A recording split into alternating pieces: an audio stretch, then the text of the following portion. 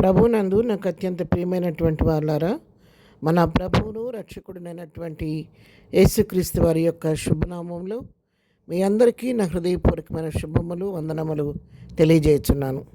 ఉదయకాల సమయంలో దేవుని వాక్యాన్ని ధ్యానం చేసుకుందాము.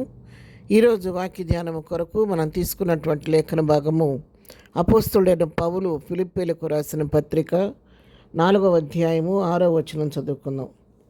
దేనిని గూర్చి చింతపడకుడు గాని ప్రతి విషయములోనూ ప్రార్థన విజ్ఞాపనముల చేత కృతజ్ఞతాపూర్వకముగా మీ విన్నపములు దేవునికి తెలియచేయుడి. ఆమేన్. దేవుని నామమునకు మహిమ కలుగును గాక. ఈ లేఖన భాగాన్ని మనం గమనించినట్లయితే మరి ఫిలిప్పీ సంఘాన్ని పౌలు హెచ్చరిస్తున్నాడు. దేని గురించి కూడా మీరు చింతపడవద్దు. మీకు ఎదురవుతున్న పరిస్థితుల్లో ఏ శోధన వచ్చినా ఏ సమస్య వచ్చినా కూడా దేనిని గురించి కూడా చింతపడొద్దు. కానీ ఒకటి మాత్రం చేయండి. ఏం చేయాలంటే ప్రతి విషయంలో మరి ప్రార్థన చేయండి, విజ్ఞాపనలు చేయండి, కృతజ్ఞతాపూర్వకంగా మీ మనవలు దేవునికి తెలియచేయండి. మీకు శోధన వచ్చినప్పుడు, సమస్య వచ్చినప్పుడు, బాధ వచ్చినప్పుడు, వ్యాధి వచ్చినప్పుడు కృంగిపోవద్దు, దిగులుపడొద్దు, చింతపడొద్దు. కానీ ఏ విషయంలో నువ్వు బాధపడుతున్నావో, ఏ విషయంలో నువ్వు కృంగిపోతున్నావో దాని గురించి దేవునికి తెలియచేయండి, ప్రార్థన చేయండి, విజ్ఞాపన చేయండి, దేవునికి మీ విన్నపాలు తెలియచేయండి. ఎలా తెలియచేయాలి? కృతజ్ఞతాపూర్వకంగా తెలియచేయండి. అంటే ఏంటి అర్థం? కృతజ్ఞతాపూర్వకంగా మీ మనములు తెలియచేయండి అంటే దేవుడు గత దినాల్లో మీ జీవితంలో చేసిన మేళ్లను తలపోసుకుంటూ, ప్రభువా, మరి గత పర్యాయం నా జీవితంలో ఈ శోధన వచ్చినప్పుడు నీ సన్నిధిలో ప్రార్థించినప్పుడు నాకు జయమిచ్చింది దేవుడు. నువ్వు నిరంతరం ఏకరీతిగా దేవుడు కాబట్టి ఇప్పుడు కూడా నీ సమస్త బాధపడుతుండగా నన్ను దయతో కనికరించండి. ఆనాడు చేసిన దేవుడు ఈనాడు కూడా చేయటకు శక్తి కలిగిన దేవుడు కాబట్టి ఇంతవరకు చేసిన మేళ్ళని బట్టి నీ కొందనాలు స్తోత్రాలని ప్రభువును పక్క చేసిన మేళ్ళని బట్టి స్తుతిస్తూ కొనియాడుతూ ప్రస్తుతం ఉన్న పరిస్థితిని బట్టి దేవునికి మనం విన్నపాలు తెలియచేయాలి. ఆ విధంగా చేసినప్పుడు తప్పకుండా దేవుడు మన ప్రార్థన ఆలకిస్తాడు. చాలాసార్లు మనం చేసే తప్పిదం ఏంటంటే బాధలో ఉన్నప్పుడు, శోధన వచ్చినప్పుడు ఎంతగానో మొరపెడతాము, కన్నీరు కారుస్తాము, ఏడుస్తాము, బాధపడతాము, ప్రార్థన కన్నీటి ప్రార్థన చేస్తాం. కానీ ఆ సమస్య తీరిపోయిన తర్వాత, ఆ ప్రార్థనకు జవాబు వచ్చిన తర్వాత చేసిన మేలుని బట్టి ప్రభువుని స్తుతించడం మర్చిపోతూ ఉంటాం.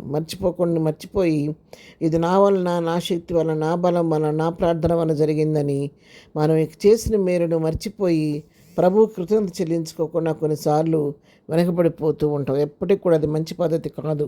చేసిన మేలుని బట్టి స్తుతిస్తూ ఉంటే అనేకమైన మేలు చేయడానికి ప్రభువు మన పక్షంగా సిద్ధంగా ఉంటాడంట.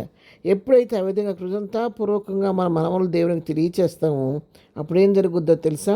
అదే 4వ అధ్యాయం 7వ వచనం చదువుకుంటే, అప్పుడు సమస్త జ్ఞానమునకు మించిన దేవుని సమాధానము యేసుక్రీస్తు వలన మీ హృదయములకును మీ తలంపులకును కావలియుండును.